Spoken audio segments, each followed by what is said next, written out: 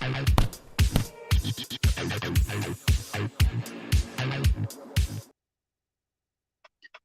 there, boxing fans around the world. Thanks for joining me once again here on Talkin' Fight, another episode of Boxing News Today, courtesy of our friends across the pond at boxing247.com. And we've got some good stories lined up today. First one coming out of Detroit. We finally got another Detroit Brawl to announce. Wednesday, that's today, August 10th. Detroit Brawl event will be broadcast on ESPN Knockout in Latin America, starting at 8 o'clock Eastern Standard Time from the historic Garden Theater in Midtown Detroit.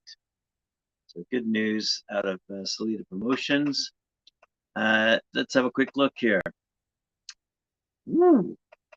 This features, Uzbekistan's IBF number 6, WBA number 12, WBO number 8, and Ring Magazine's number 8 ranked Shojahan Ergashev, 22-0, 19 knockouts, as well as unbeaten WBO number 12, IBF number 11, WBC number 7, ranked light heavyweight Ali Ismailov, 8-0, 6 knockouts in separate main events.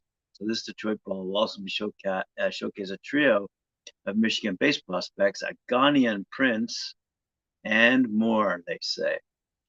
Willing to fight anyone, regardless of his imminent position, in line for a world title shot, Ergashev will take the dangerous test of fellow knockout artist Angel Martinez Hernandez, 14-1-2 with 14 knockouts. He hails from Baja California, Mexico, and this will be a 10-round super lightweight shootout. Ismailov, meanwhile, will face the equally hazardous challenge of also undefeated Eric Mungia, 14-0, 12 knockouts. Ismailov and Mungia will be fighting for the USBA Light Heavyweight Championship in other 10-round main events.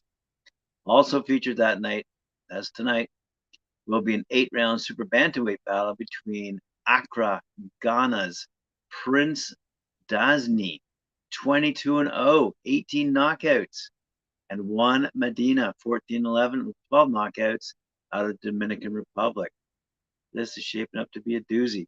Undefeated Grand Rapids, Michigan-based former amateur champions Joseph Hicks Jr. and Joshua Pagan will also see action, as Hicks is 2-0, will face experienced Dominican scrapper Jonathan Batista in a 6-round middleweight struggle, while Pagan will take on Brazilian scrapper Macon da Silva over 4 super lightweight rounds. One of Detroit's own, undefeated middleweight Devell Smith, 3-0, 3 knockouts, already a winner of WBC's Big Belt Championship Tournament, will go 4 rounds or less with Washington's Devontae McDonald.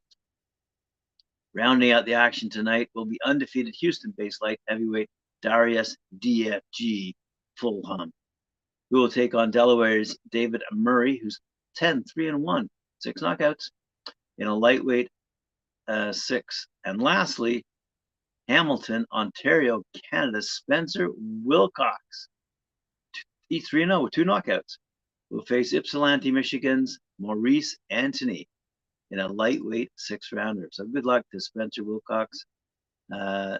Looking forward to the results from Dimitri Salida, who says, by the way, I'm excited that boxing fans watching ESPN Knockout in Latin America will get a chance to see top contenders and prospects in significant fights.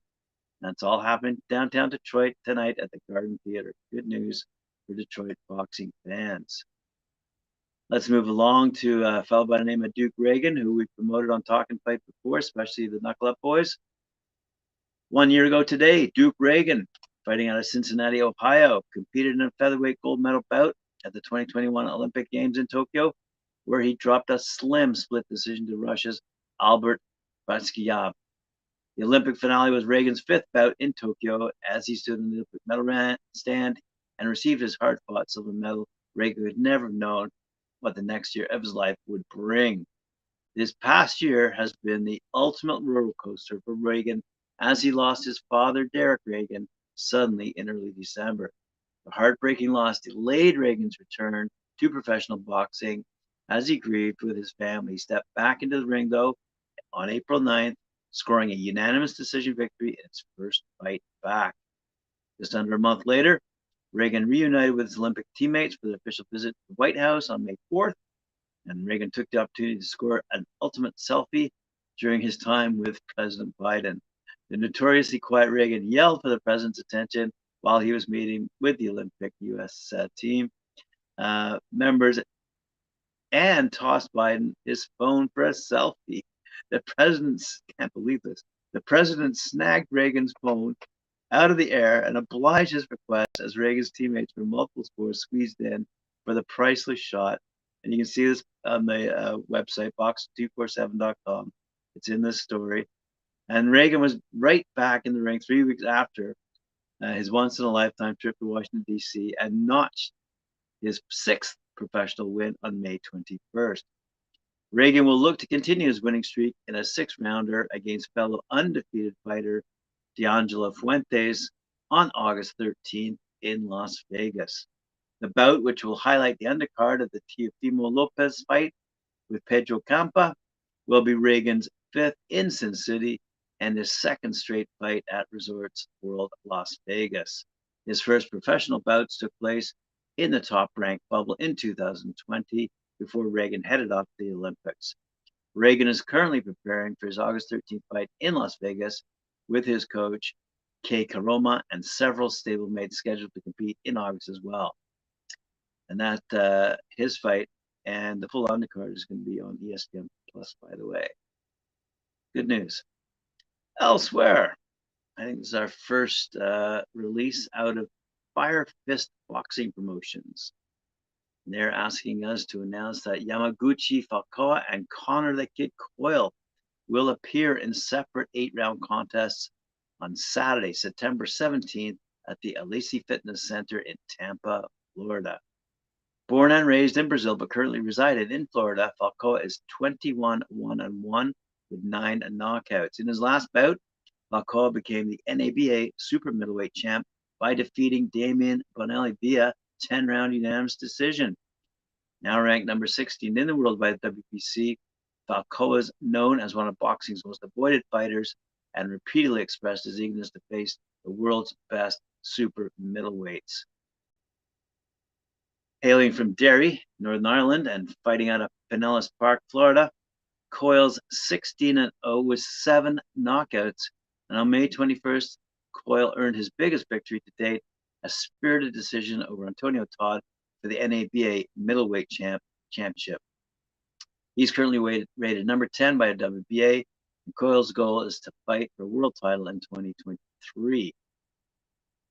So Jody Callagher of Fire Fist Boxing Promotion has this to say. It's important that we keep Yama and Connor in the ring so they can stay sharp as they await bigger opportunities.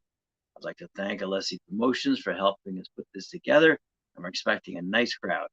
Both fighters are in the gym working hard with their trainer, Jim McLaughlin, so they can be prepared for September 17th. Let's have a quick now look at what Rances Barthelemy is doing after a week to digest his disputed early stoppage to Gary Antoine Russell, 16-0, 16 knockouts. Rances Barthelemy, who's 29-2-1, 15 knockouts, feels his latest performance will garner him another fight against a big name in the super lightweight division. He says, although I thought my fight against Gary Russell stopped early, I feel I gave the fans an exciting fight. I was letting my hands go, and I almost got him there in the opening round. Orlando Coyle is my new trainer, and he has me fighting in a more aggressive style. I know I have more power. I know I can compete at the championship level. I'm seeking another big fight by the end of the year. I love this sport, and I'll always have respect for the referees that work our bouts. I just feel that Murday made a suspect decision by stopping this fight. I showed I can compete with the best young fighters in boxing, and I just want an opportunity to close out my career with honor without any controversy. Fair enough. By the way, he was fighting against Russell on July 30th at the Barclays Center on the undercard of the Danny Garcia, Jose Benavides Jr. bout. FYI. Alrighty, let's have Last story here, a quick quote out of Nonito Donaire, who has warned Paul Butler, who's about to face Naoya Inoue, that he must correct 2 mistakes if he's going to have any chance of upsetting the champ Inoue. Talks are ongoing for an undisputed world bantamweight title fight between UK's Butler and Japanese Inoue before the end of the year.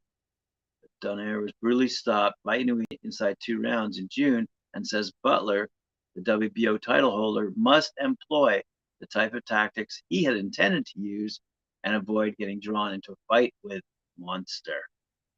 The Filipino Flash has studied Butler's win over Jonas Sultan from Probell Liverpool in April and has some advice for the 33-year-old.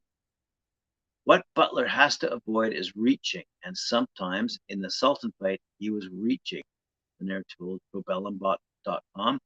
There were also times when he stood still, which is very dangerous when you fight Inoue, who has a tremendous body shot.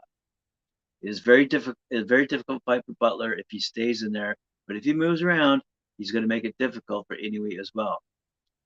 Butler's victory over Sultan in Liverpool saw him win the WBO interim world bantamweight title, but the following month he was upgraded to full champion. And though the 34-2 fighter has been called out by Probellum stablemates, including Sonny Edwards and Lee McGregor, Butler only had eyes for an undisputed showdown with Inoue. He is very confident in himself, and boxing the way he boxed Sultan would be best stopping him against Inoue, Donaire added, using his jab, utilizing his speed, and lateral movement. That was something I'd planned to use in the fight with Inoue, but I ended up getting caught up in fighting. We came into the fight with a game plan to box, and that is something Butler should be able to do because he is used to that type of fighting. So there you go, Mr. Butler. There's some advice from the Filipino Flash, Nonito Donaire. And we look forward to your fight upcoming against Inoue. And that wraps us up for today, boxing fans. Thank you for joining me here on Talkin' Fight. Appreciate it. Remember to join us later on at 4 p.m. Eastern Time for Knuckle Up with Mike Warren and Cedric Ben. And remember to like, share, subscribe, hit that notification bell, and we'll see you later on. Bye-bye.